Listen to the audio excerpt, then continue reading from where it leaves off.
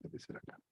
Empezamos pues un poco la reflexión con la que empezamos con nuestros docentes, con la que tenemos que empezar es por qué enseñamos matemáticas en el bachillerato, cuál es el propósito de la educación media superior. Y entonces tenemos muchos documentos donde hablamos de que al menos en los primeros 3 semestres, que es a lo que se refiere ahorita el marco curricular común, la formación debe de ser eminentemente humana.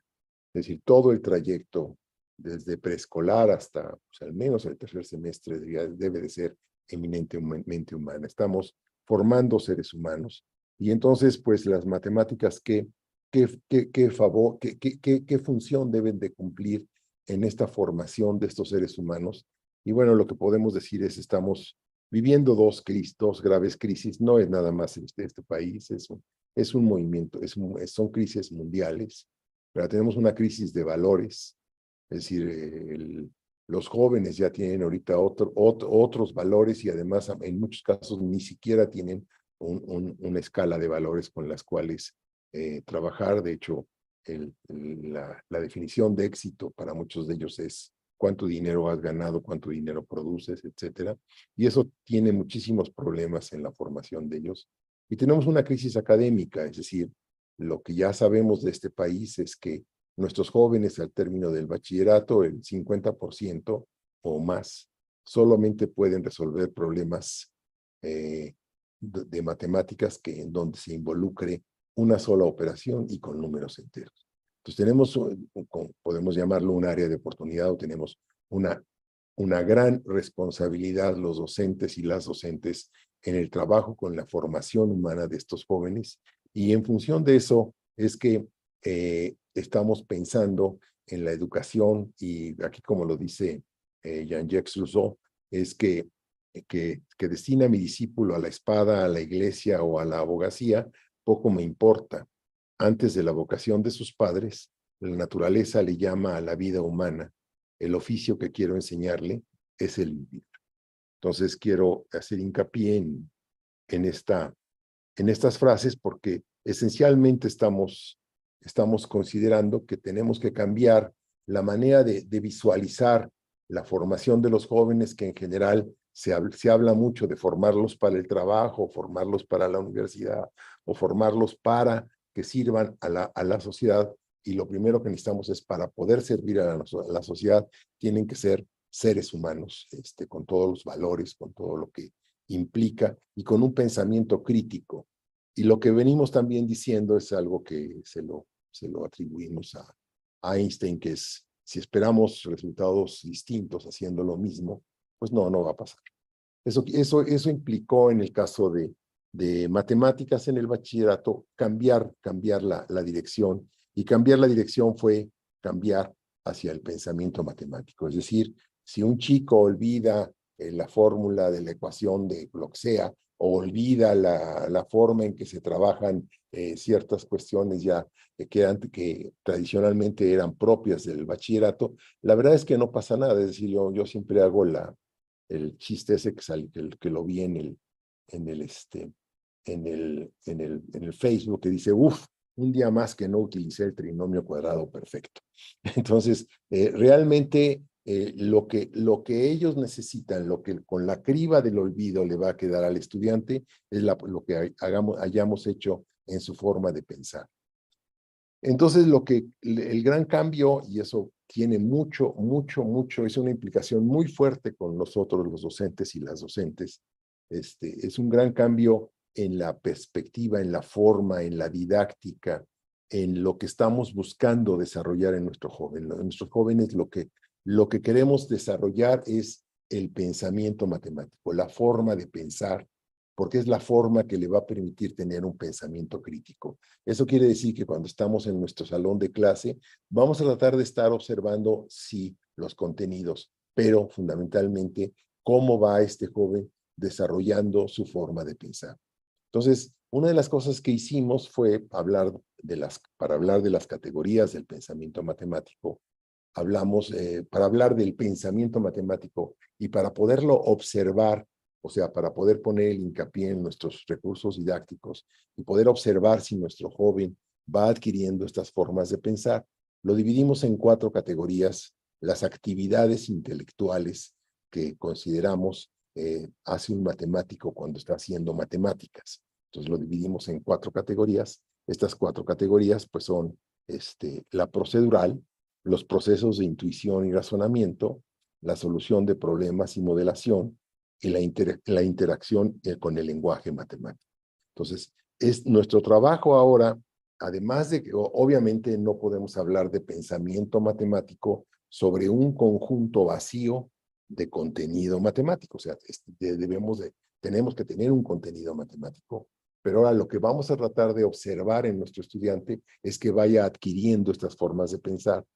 Esto no es una partición como matemáticamente se habla en teoría de conjuntos, una partición del conjunto del pensamiento matemático, y uno dice, no, pues esto es totalmente procedural, pero no tiene, no, la forma en que pensamos los matemáticos, estamos tomando de estas 4 categorías cuando estamos resolviendo un problema, cuando estamos resolviendo una cuestión, cuando queremos conjeturar algo, etcétera, estamos haciendo uso de algunos aspectos de las 4 categorías. Simplemente lo describimos en las 4 categorías para poder fijar nuestra atención de cómo trabajamos, vuelvo a insistir, nuestra didáctica sobre los contenidos que estemos desarrollando y la manera en que vamos a evaluar, o sea, la manera en esa evaluación formativa, la manera en que tenemos que estar observando si nuestro joven está adquiriendo estas formas de pensar.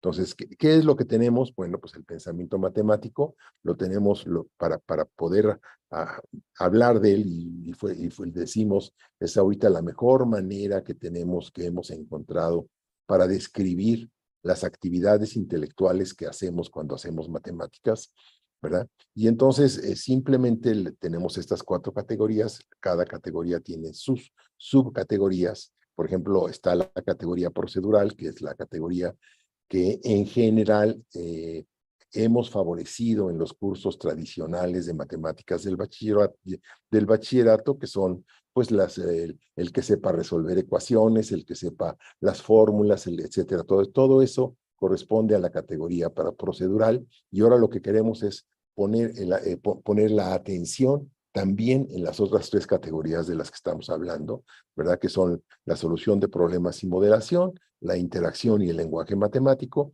y los procesos de intuición y razonamiento. O sea, consideramos que estas 4 categorías, que vuelvo a insistir, no es que estemos subdividiendo el pensamiento matemático, estamos diciendo nada más una manera de cómo podemos observarlo, y eso pretendemos que eso nos ayuda en nuestros aspectos didácticos para saber si nuestro joven adquiere estas formas de pensar. Entonces, ¿cuál es la categoría procedural? Pues es la categoría que hemos favorecido tradicionalmente en nuestros cursos, ¿no? Entonces son procesos algorítmicos.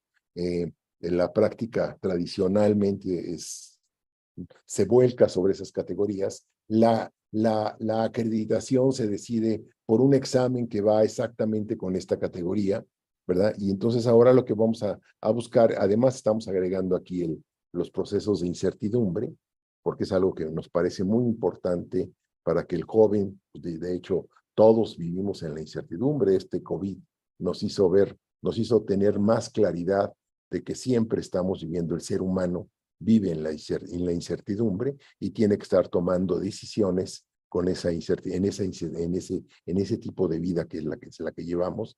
Y pues, lo que queremos es que las decisiones que vayamos tomando sean decisiones que estén basadas en algún tipo de datos, más simplemente no decisiones pues que no tengan nada que ver, ¿no? Y o sea, que simplemente nada más, ayer me decían, es que es con la víscera, decisiones con la víscera, ¿no? O sea, que tengamos más datos cuando tomamos una decisión, ¿verdad? Y bueno, 2 imágenes que yo siempre recurro a ellas es, efectivamente, la categoría procedural no la estamos abandonando, ojo, no la estamos abandonando, es necesaria.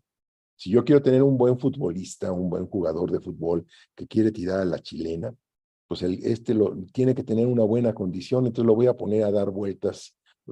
¿Quieres tirar a la chilena? Sí, pero primero da 10 vueltas al campo. Oiga, eso es muy aburrido. Pues sí, pero si no tienes condición física, no vas a poder este, eh, poder trabajar a ser un buen futbolista, ¿no? Entonces, 10 vueltas al campo, pues 50 lagartijas, y esas cosas hay que convencer a nuestros estudiantes de que este dominio procedural es un dominio importante para poder seguir trabajando. O sea, hay cosas, lo hemos venido diciendo, hay actividades que tiene uno que aprender a responderlas en automático, o sea, no solo de memoria, sino en automático.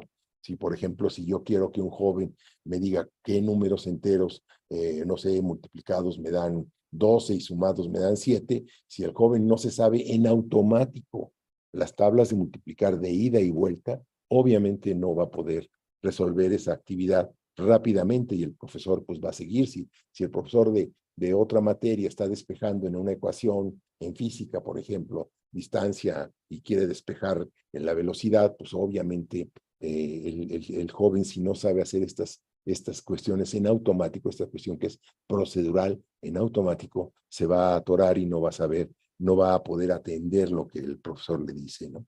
Y la otra parte, que es esta parte de interpretación de los datos, ahora es muy importante, ¿no? Sobre todo porque tenemos a las computadoras que nos ayudan y a veces nos desayudan. Sí, los socavones, pues yo lo que digo es que muchos de ellos es la interpretación de datos. La forma exagerada en que les digo es que le creemos a la computadora a ciegas. Si la computadora me dice torta de jamón en 1,800 pesos, la pagamos, lo dijo la computadora. Entonces, no, tenemos que, cuando la computadora nos está dando datos, tenemos que tener criterio para estar analizando los datos que nos está dando la computadora. Fundamentalmente porque ahora es muy dado a poner los datos sin darse cuenta que el que hizo el software tomó ciertas hipótesis para poner esos datos. Entonces, estas partes procedurales, que son los elementos aritmético-algebraicos, los elementos geométricos, los elementos variacionales y el manejo de datos e incertidumbre, es como estamos pensando brevemente las subcategorías de la categoría procedural, ¿verdad? Entonces, sí, necesitamos que nuestro joven sepa eso, ¿sí? Una parte que nos parece muy importante, que en general, pues originalmente se le quería hablar de pensamiento lógico matemático, y hemos insistido algunos que el matemático, la mayoría de las cuestiones que tiene el pensamiento, pues primero es la intuición, primero nos tiene que hablar la intuición, y la intuición no tiene nada que ver con la lógica, la intuición tiene que ver con la experiencia que uno tiene, con las formas de trabajar, la capacidad de observación. Y el razonamiento, pues sí, ya cuando ya tenemos esa intuición, cuando ya hemos tratado de descubrir que algo pasa, entonces estamos interesados en tratar de probar nuestro dicho. Y esto, pues obviamente es algo que es importante que los jóvenes lo vean. ¿Sí? La matemática participa de un proceso dialéctico que entre la intuición y la formalidad. O sea, sí, como ciencia tiene que ser formal, pero la manera en que va obteniendo sus resultados antes de poderlos demostrar es que la intuición al matemático, la intuición es la que nos está diciendo. Nosotros observamos nuestro entorno, y eso no es nada más en matemáticas, observamos nuestro entorno y nos habla la intuición de acuerdo a nuestras experiencias, y con eso hacemos conjeturas, ¿verdad? Sí, entonces lo que hay matemáticos que dicen, sin el descubrimiento no es posible la formalización. Y aquí pues pongo una frase que mi maestro César Rincón, en paz descanse, nos decía, ¿verdad? Para poder continuar desarrollándose la matemática, necesita de la formalización. Es decir, este crecimiento, yo tengo intuición, formalizo para poder seguir teniendo intuición e ir creciendo en esta parte de las matemáticas. Entonces, ¿cuáles son estas dos imágenes que me gustan? Porque, bueno, pues fíjense, si en el equipo no nos acompaña porque el doctor Malacara pues, siempre tiene un chorro de pacientes, pero en las noches que desveladamente estamos nosotros trabajando, él ya se puede reunir con nosotros. Entonces, yo le decía, bueno, ¿en qué consiste, por ejemplo, un buen médico? Decimos que un médico es exitoso cuando el médico es atinado, decimos, es atinado, o sea, cuando llega a un buen diagnóstico.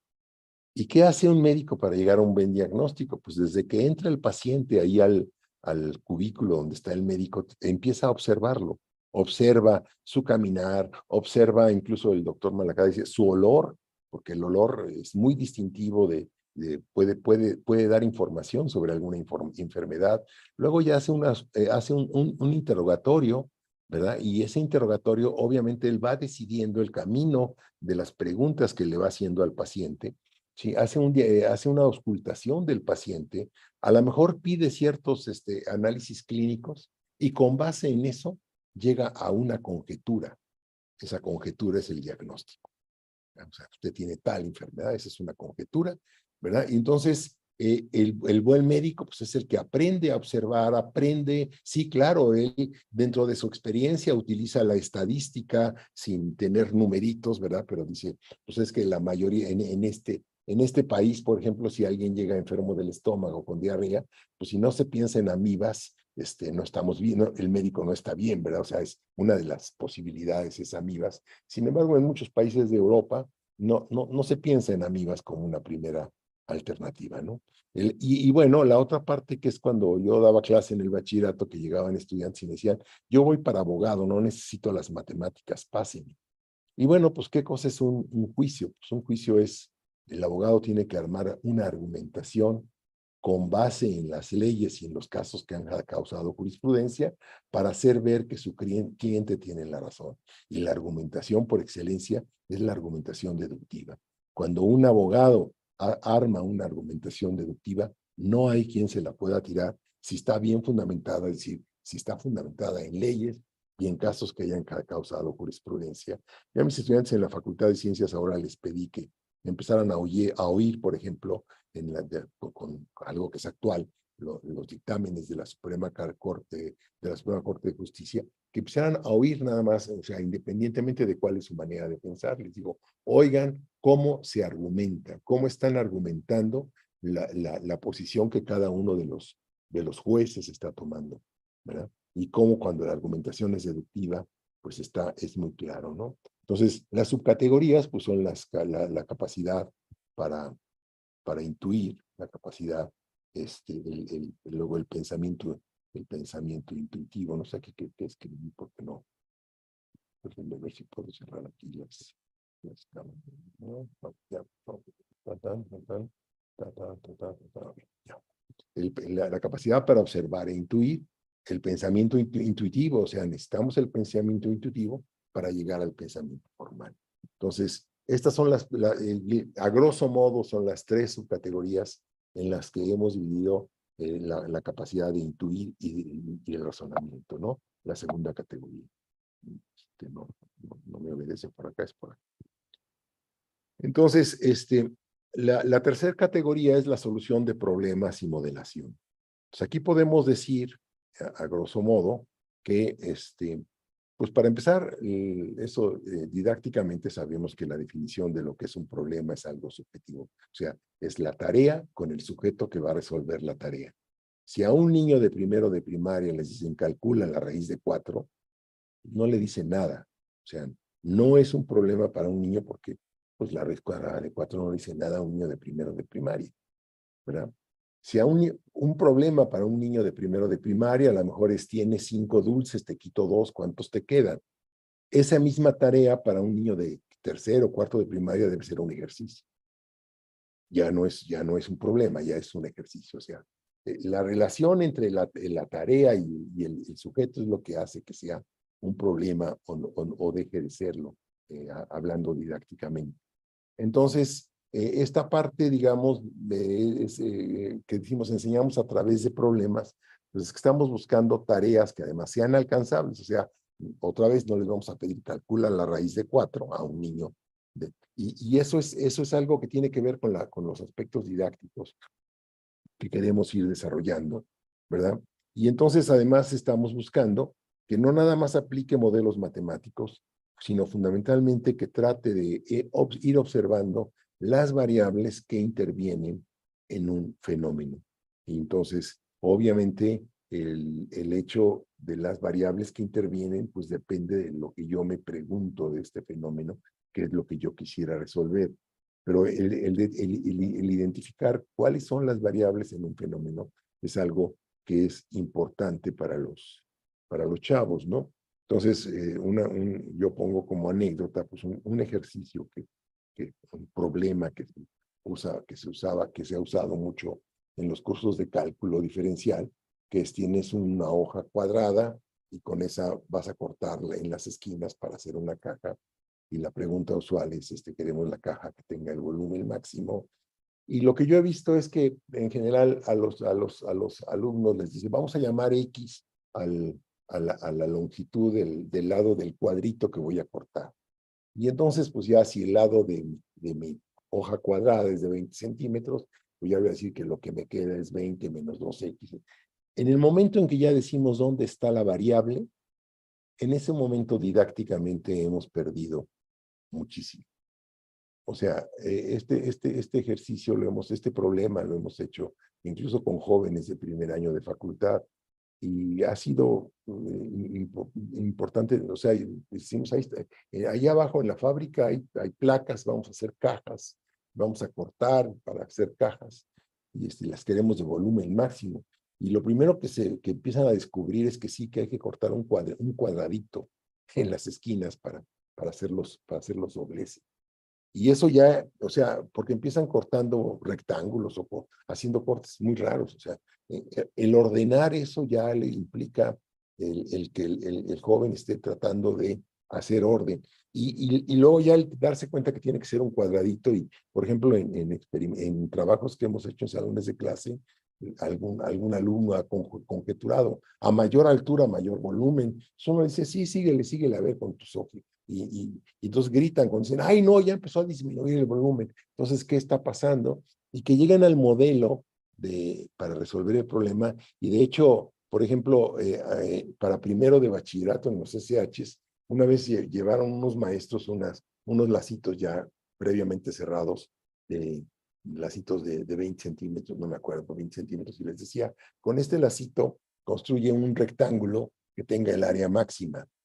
Y entonces, o sea, estira el lacito para que te quede un rectángulo. Y jóvenes que decían, pues a perímetro constante, área constante. Y después, bueno, pues a ver, chécalo.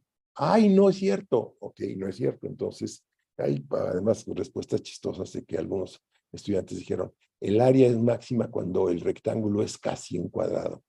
Nos dimos cuenta que pues, muchos de los profesores en primaria y en secundaria, para ellos los cuadrados no son rectángulos. Entonces, eso nos llamó mucho la atención, lo marco así como dato curioso, porque además, pues sí tenemos que estar viendo exactamente en nuestros jóvenes cómo están el lenguaje, que lo vamos a ver en la otra categoría. ¿Cuáles son las categorías?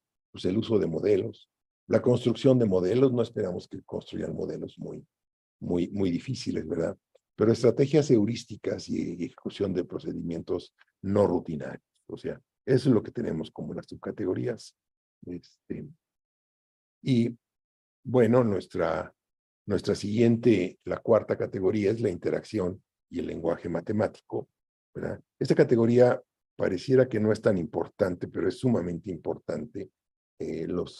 Los jóvenes tienen que aprender a convivir con el lenguaje natural y el lenguaje formal. Yo a los estudiantes a veces les digo, a ver, ¿cuándo dos coches son iguales? Entonces, pues llegan a que, pues, para que digamos que, ay, mira, esos dos coches son iguales, pues que sean del mismo modelo, la misma marca, el mismo año, el mismo color, ¿verdad? Y sin embargo, cuando decimos cuando dos números son iguales, y ahí yo me peleo con los matemáticos educativos que llevaron a que dos números son iguales y son el mismo número, son equivalentes. No entendieron lo que es una relación de equivalencia. Entonces, cuando decimos dos números son iguales y son el mismo número, ¿qué puede estar cambiando? La expresión con la que nos referimos al número. Entonces, si yo quiero que mi joven llegue a álgebra bien, entonces el joven tiene que entender que si yo le pregunto cuál es la suma de los números 2 y 1, si me contesta 2 más 1, le digo, no, dame la respuesta. Sí, profesor, 6 entre 2. No, quiero la respuesta. No, mire, profesor, radical de 9. Y entonces, realmente, ¿qué queremos preguntar cuando queremos que la respuesta sea 3? ¿Verdad? Porque después él va a ir a álgebra. Y entonces le vamos a decir, dame la expresión factorizada, dame la expresión desarrollada, dame la expresión simplificada, y son distintas expresiones. Y por ejemplo, cuando tenemos situaciones del estilo 1 entre raíz de 2, y entonces le dice el profesor, voy a racionalizar, voy a multiplicar por raíz de 2 entre raíz de 2. ¿Y por qué, profesor? Porque eso es 1 y te callas. Y uno dice, si la respuesta al problema es 1 y yo le voy a poner respuesta, profesor, raíz de 2 entre raíz de 2, me la va a poner mal porque pues es 1. Entonces, ¿en qué momento me conviene una expresión y me conviene otra? Y eso es importante que los estudiantes vayan entendiendo que el lenguaje usual, las palabras a veces quieren decir algo que no es lo que jala el lenguaje formal. Y bueno, ya me metí con el concepto de la igualdad porque yo creo que si un estudiante aprende el juego de la igualdad, ya le digo, me voy a ir a la expresión factorizada porque es la que me conviene, me voy a ir a la expresión desarrollada, simplificada, porque es la que me conviene, y el problema me dice qué es lo que me conviene. O sea, no es que me convenga siempre esta, no es de qué quiero resolver, y entonces es la expresión que voy a usar. Si voy a pagar 47 pesos, ¿verdad? Pues a lo mejor una expresión es un billete de 50 menos 3 monedas de a peso, que es lo que espero que me den de cambio.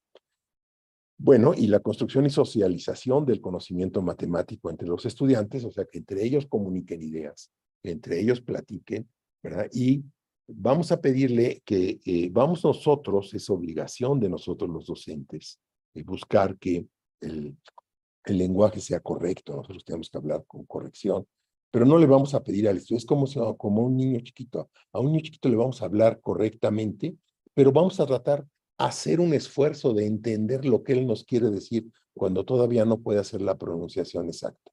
Entonces, eso mismo tenemos que hacer en la enseñanza. Entonces, tenemos las subcategorías, pues está el registro escrito, simbólico, algorítmico e iconográfico, la negociación de significados, ¿sí? La negociación del lenguaje y los significados, el ambiente matemático y con la comunicación. De hecho, tenemos ejemplos, ¿verdad?, de jóvenes que, aunque no hablamos de la sintaxis de la álgebra, pero que su razonamiento es correcto. O sea, tenemos ejemplos de que el joven está razonando bien para resolver el problema, pero a la hora en que lo lleva a los símbolos algebraicos, como no maneja bien la sintaxis, entonces tiene errores, ¿verdad? Entonces, aquí es lo que decía hace rato, debemos de hablar nosotros con corrección, pero estimular a que el estudiante hable. Y igual que cuando lo hacemos con un niño, el niño dice lo que dice y nosotros tratamos de refrasear lo que él dice de una manera correcta, sin estarle diciendo, estás mal, ya no hables, cállate, porque estás diciendo, pues no, lo dejamos que hable, eso es importante, ¿verdad? Entonces, ¿cuáles son entonces las categorías como una herramienta? Esto es la descripción que estamos haciendo es para orientar nuestra práctica docente. O sea, cuando un matemático está trabajando, cuando estamos resolviendo pues, un ejercicio o un problema, o queremos simplemente estar observando cómo, o sea, yo les digo, por ejemplo, en la Ciudad de México, ¿a quién se le ocurrieron las vueltas inglesas? No hay nada que diga, a usar vueltas inglesas. No sé, espero que todos ustedes sepan que son las vueltas inglesas, es decir, antes de llegar a la esquina, unos metros antes, cuando se puede, sacan a los coches que van a dar vuelta a la izquierda a que se crucen y ya estén enfilados del lado izquierdo para que den vuelta a la izquierda en el momento en que se pone el sigan. Eso se le llaman las vueltas inglesas. ¿A quién se le ocurrió? No hay nada que diga, hay que usar, no, alguien dijo, es con esto yo ahorro tiempo de tráfico y no hay nada que diga eso, ¿no? Cuando ya se tienen los automóviles y entonces dice uno, pues hace mucho calor, quiero bajar el cristal, a alguien se le ocurre, mira, una manivela con engranes para hacer que el cristal baje automáticamente. Y ya eso tenemos los cristales que ya suben y bajan con la manivela. Y alguien te dice, pues es que me da mucha flojera, mejor voy a poner un motorcito para que lo haga. Y yo simplemente acciono un botón para que el botón suba o baje el cristal. Esas cuestiones son importantes y esta parte no viene, o sea, no viene diciendo, yo me resuelvo con un motorcito en ningún momento, ¿sí? Entonces, esta manera de ir observando, de ir llevando a nuestros jóvenes a que conjeturen, a que digan, de esta manera yo podría vivir mejor, es algo que nos parece importante.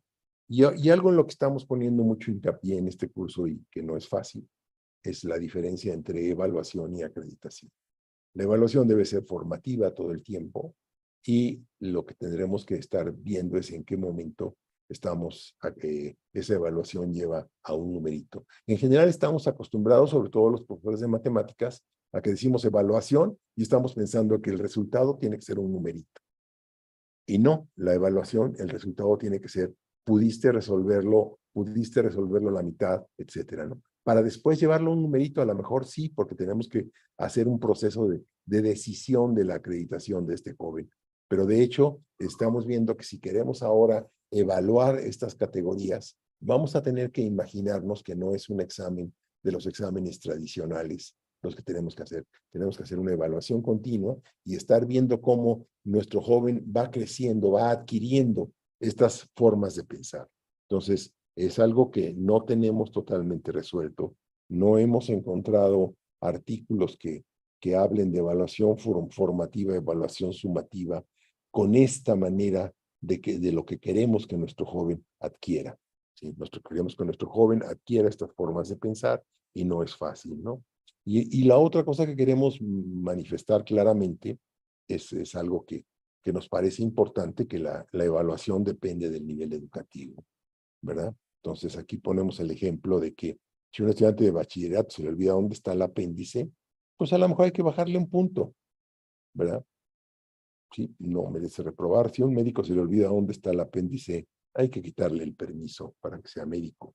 O sea, la evaluación depende, o sea, me dicen, es que tú estás barqueándote. No, estoy pensando en que estoy formando seres humanos en estos niveles del bachillerato, y cuando yo esté en la facultad, o sea, si ustedes ven mis grupos de la facultad, ahí sí ya no se los perdono, van a ser matemáticos o van a ser actuarios, y ahí sí no se las voy a perdonar, porque ahí sí ya tienen que manejar perfectamente contenido, solución de problemas, etcétera. Es muy diferente pensar en la acreditación de un joven que está en facultad, porque ese joven el día de mañana va a ser responsable de un puente, va a ser responsable de un paciente, va a ser responsable. Entonces, ahí sí tengo que pensar en la acreditación de una manera diferente que lo que yo pretendo que mi estudiante adquiera en este trayecto del bachillerato. Y no es que esté pensando en que vamos a barquearnos, es que estoy pensando en que yo quiero que mi estudiante avance en esta forma en estas formas de pensar. Y bueno, las diferencias del país, que yo creo que Andrés va a hablar un poquito más al respecto. O sea, les decía yo en algún momento que cuando estábamos trabajando con profesores de secundaria en el bachillerato en el estado de Guanajuato, pues ahí más o menos en ese entonces el 40% de secundarias eran telesecundarias. Estábamos viendo que un estudiante yo aquí no sé si me ven o no me ven, si un estudiante que está aquí abajo en telesecundaria avanza hasta aquí, pues avanza mucho más que un estudiante que llegó de secundaria general y avanzó hasta acá.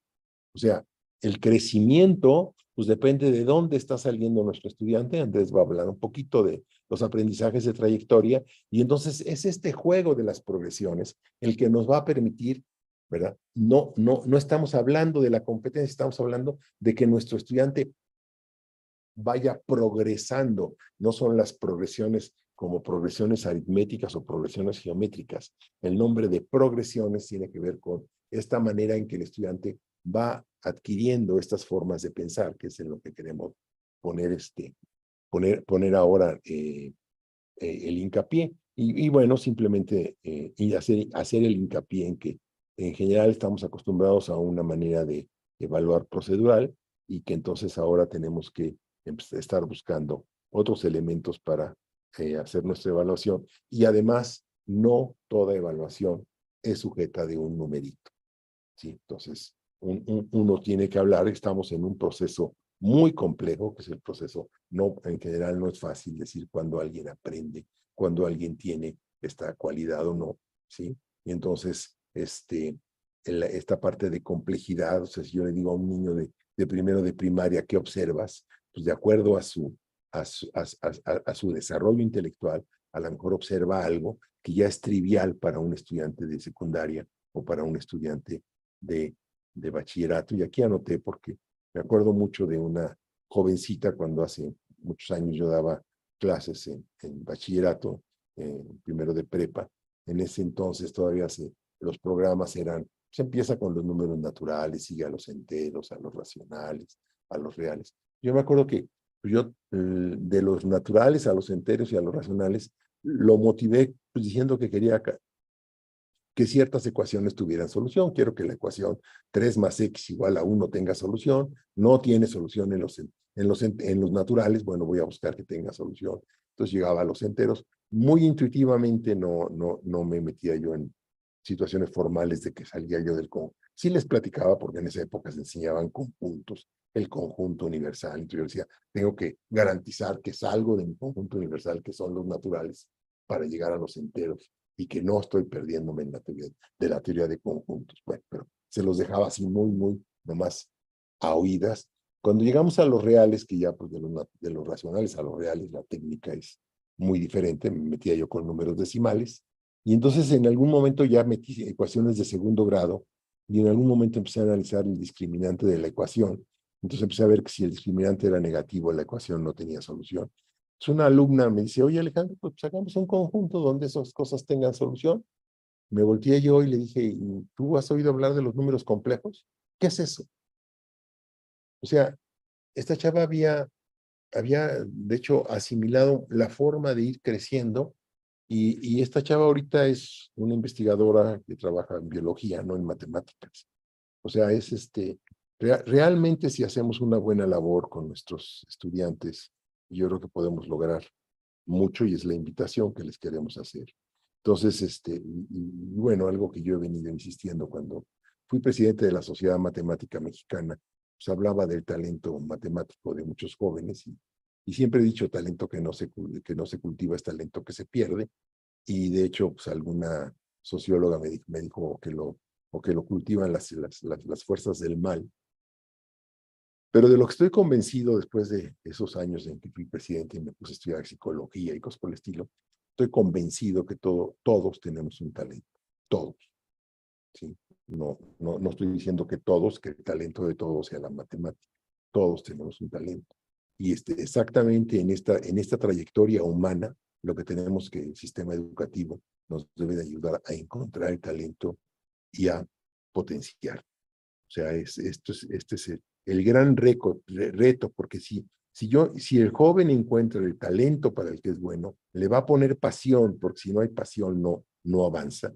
Y entonces ya no me voy a preocupar de cuestiones de drogas y cosas por el estilo. O sea, un estudiante que ya encontró su talento, ya se va a ir solito. O sea, la verdad es que ya no tengo que hacer nada, ya el chavo está enfilado y eso en general no lo estamos logrando. O sea, la escuela no lo está favoreciendo.